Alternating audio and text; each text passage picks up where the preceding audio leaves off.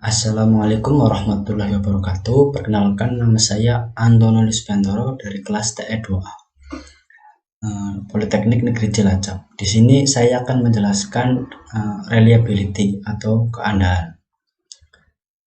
Untuk menjelaskannya ada 5 bab atau 5 pokoknya. Saya akan jelaskan. Yang pertama, pengertian, tujuannya, terus probabilitas, penyebab kegagalan, dan cara meningkatkannya. Untuk yang pertama, pengertian reliability. Reliability atau keandalan adalah probabilitas perancangan pada suatu komponen peralatan atau sistem untuk tetap mampu melakukan fungsi yang sesuai dengan rancangan atau proses yang dibuat. Dan juga tingkat kepercayaan bahwa peralatan akan melakukan fungsi yang dimaksudkan dengan hasil yang memuaskan atau tanpa kegagalan, yaitu dalam batas kinerja yang ditentukan. Jadi itu pengertiannya. Yang kedua, tujuan dari reliability. Tujuannya yaitu memberikan informasi sebagai basis untuk mengambil keputusan.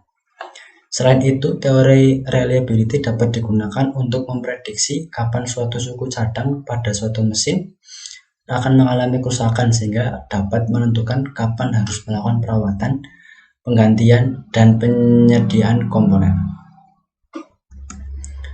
Yang ketiga, probabilitas. Probabilitas yaitu perbandingan dua bilangan. Pembilangnya adalah banyak kejadian yang dicari peluang dapat terjadi, dan penyebutnya adalah total kejadian atau total percobaan yang dilakukan. Jadi ini adalah rumus dari probabilitas keandalan atau reliability. Ini rumus awal, ini sudah ditentukan. Kita menggunakan rumus ini. Jadi NFT yaitu jumlah misi yang gagal. Untuk mencari sebuah keandalan, ini rumusnya seperti ini. NFT itu jumlah misi yang gagal, kemudian NT per T ini jumlah total dari jumlah dari misi dikurangi 1 dikurangi ini dari hasil kegagalannya. Kemudian kinerja tanpa kegagalan. Jadi dari suatu sistem atau mesin bekinerja tanpa kegagalan yaitu performa tanpa kegagalan dapat diberikan atau diperoleh ketika output produk sesuai dari spesifikasinya. Kemudian yang keempat, penyebab kegagalan reliability. Ini ada 3. Yang pertama, penyebab kegagalan dini. Yang pertama, teknik manufaktur yang buruk termasuk proses dan perakitan. Terus pengerjaan yang buruk, bahan yang digunakan di bawah standar, mengganti komponen yang gagal, kemudian suku cadang yang rusak seperti dalam penyimpanan atau pengiriman, kemudian ada pemasangan yang salah dan kesalahan manusia dan lain-lain. Ini merupakan penyebab dari kegagalan dini dari suatu mesin atau barang.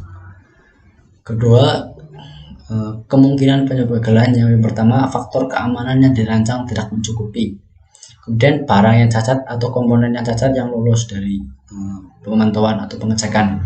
Kemudian ada kesalahan manusia dalam penggunaan, pengaplikasian yang salah, penyalahgunaan, digunakan yang tidak sesuai dengan spesifikasinya atau fungsinya, penyebab yang tidak dapat dijelaskan. Yang terakhir, kegagalan dari alam atau bencana.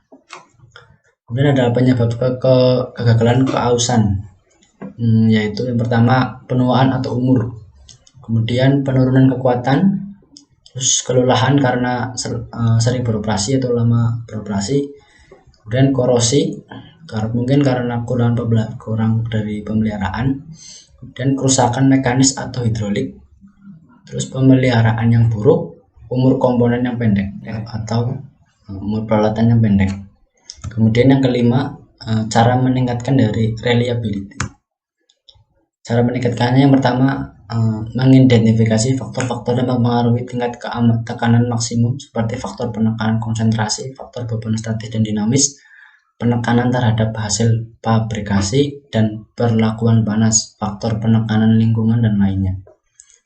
Kemudian yang kedua, menentukan distribusi penekanan kritis untuk masa penggunaan komponen yang sudah ditetapkan dengan cara menganalisa parameter distribusi dan mengidentifikasi batas keamanan. Kemudian mengaplikasikan distribusi dengan asumsi distribusi normal, Poisson, gamma, lag normal, dan lainnya.